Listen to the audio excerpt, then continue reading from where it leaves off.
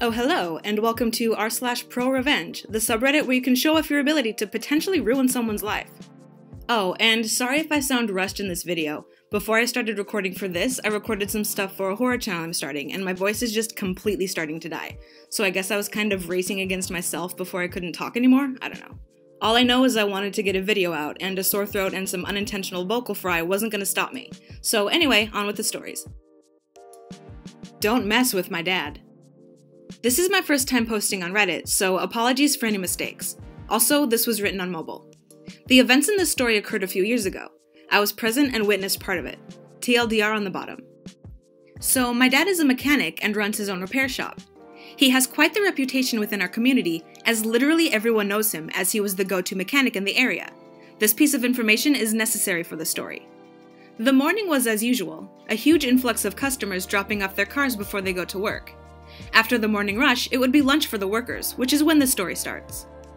A particular customer, let's call him DB, came in during lunch break and asked for his car to be fully serviced. He dropped off his keys and went on his way. So far, nothing unusual. The next day during noon, DB returned, and my dad hands him the bill. DB takes a glance at the bill, refused to pay, and demands for the keys. Obviously my dad refuses, as he already worked on the car and replaced a number of parts. What followed was some verbal abuse and threats made against my dad before DB leaving the premise. The day after, I happened to be at my dad's shop in the afternoon, DB approached with 4 other dudes and a baseball bat. The moment my dad saw them, he locked the door and told me to stay inside. He picked up the phone and made a single call. At first I thought he called the police, but within a minute, 20 or so men from the billiard place next door stepped out and surrounded DB and his goons. These 20 men had the look of gangsters, with singlets, tattoos, scars across the faces, gold teeth, etc. My dad stepped out and told DB and his goons to piss off or else, which DB, while scared crapless, complied and ran away. The 20 or so men went back to the billiard place and my dad thanked them. He went back to the office and told me, it's good to have connections. Apparently my dad was friends with the owner of the billiards place and most of the 20 men. Now for the aftermath. DB's mother called my dad and asked him why he didn't give her son's car back. My dad told her about DB showing up with his goons and a bat. DB's mother understood and said that DB is an adult and should resolve this mess himself. Obviously my dad got no word from DB, and after several months of holding DB's car, he did the proper paperwork to take ownership of the car and sell it as it was taking up too much space. Made a cool 10K. TLDR, dude doesn't want to pay and shows up with goons and a bat, gets surrounded by gangsters and runs away leaving car behind, which my dad takes ownership of and sells for a cool 10K. I like how Big Bad Tough Guy had his mommy call the shop for him. Moms are awesome, don't get me wrong. I still ask my mom stupid questions about how to be an adult or whatever, but the fact that this guy basically just ran to mommy and had her call him is kind of ridiculous. Like, from what I can gather, you're a big boy now, bud. Fight your own battles. I got scammed for $500, but later, not only did the scammer return the $500, but I also got $10,000 more. So, a few years back, during the boom of those weirdly specific t-shirts on Facebook, I operated a design agency. My clients were people selling those shirts, and I had a couple designers in my company along with a huge pool of potential hires. One guy selling thousands of shirts hired my agency. We did some designs for him, and since I was stupid, I accepted to be paid after the work was delivered. Surprise, surprise, he didn't pay and left me $500 in the hole. I was angry, but I moved on since I had a lot of work already. A few days later, I got his email asking if I was interested in designing shirts. The idiot CC'd me in the email along with some other designers. Since I had an agency, I recognized most of those designers because I had a huge pool of people I would potentially hire. I hatched a plan. He hired 3 separate designers. I know that because I still had access to a shared Dropbox folder, and I recognized those designer names from my pool of potential hires. I waited a week, and then sent those 3 designers an email offering them a higher pay. They left that client. Now the client had no designers and was desperate, so he hired me back and gave me $500, along with the 10% commission of shirt sales on Teespring that would pass 1,000 units. I put that provision in so that I could know what his winning shirts were. What I started doing was that I would use copyrighted vectors in the design and would upload the design on Teespring before sending him the design. Slowly, I learned which designs were the winners based on the commission. This is when I struck.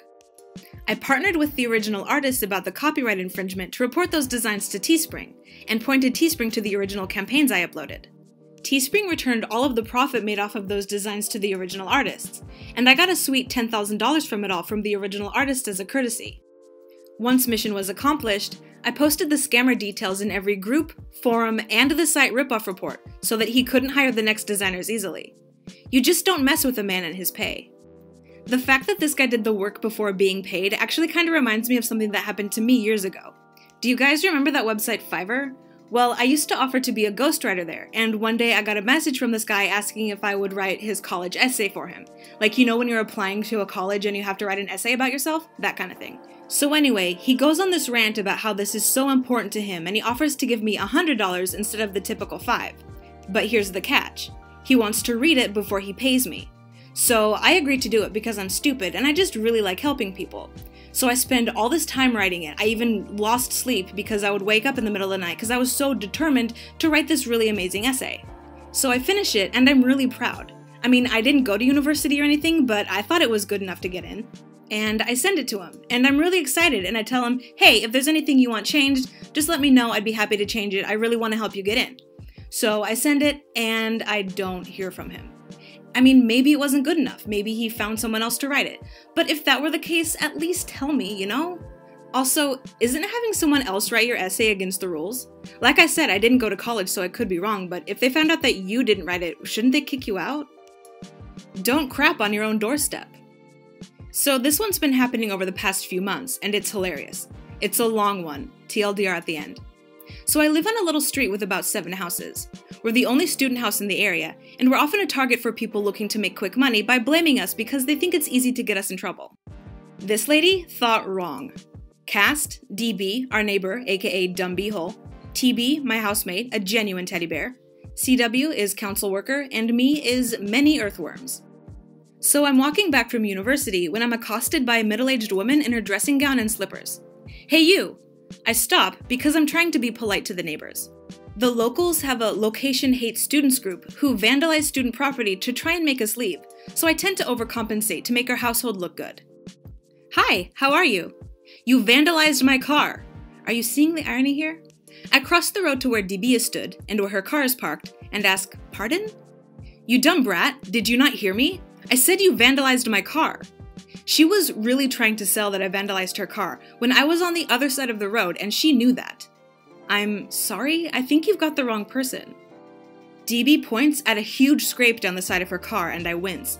That poor thing must have been beaten up pretty badly, but I had nothing on me that could have inflicted that much damage.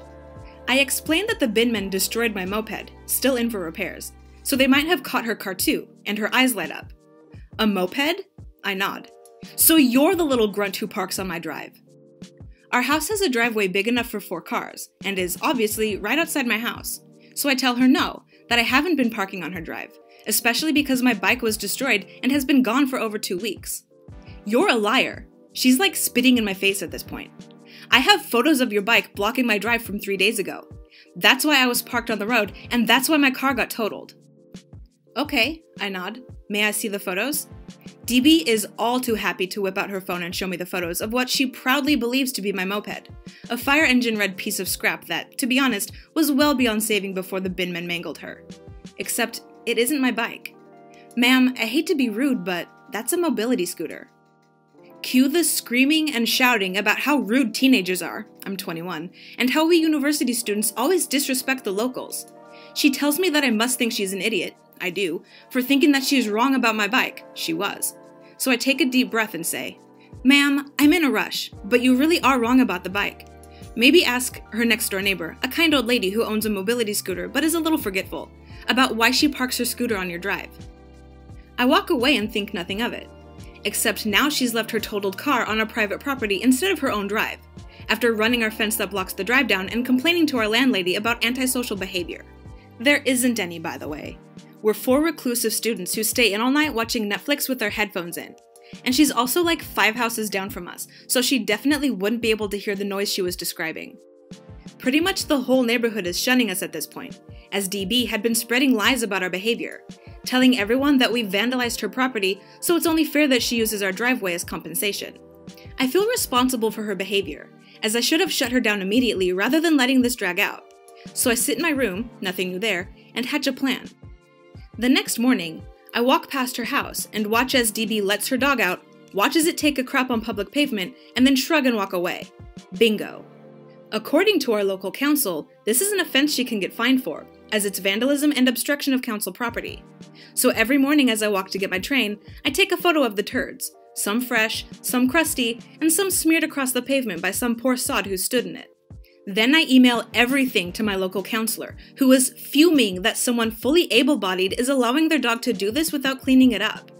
She gets fined £1,000 with a threat of more if she continues to do so. I heard this from my neighbor as he was friends with CW, who handled the case. And guess what? She did. And the more that dog pooped, the more I reported it.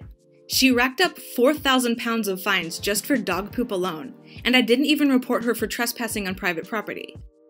But apparently she'd spoken to CW, who was a newbie, and pressured him until he let it slip that a neighbor had reported it, and of course she happened to 1. Realize it was me, and 2. Know where I freaking live. She hammered on my door, screaming about how she was going to drown my cat. I don't have one, my neighbor's cat just loves me. Smash my window, and then catch me when I was walking home.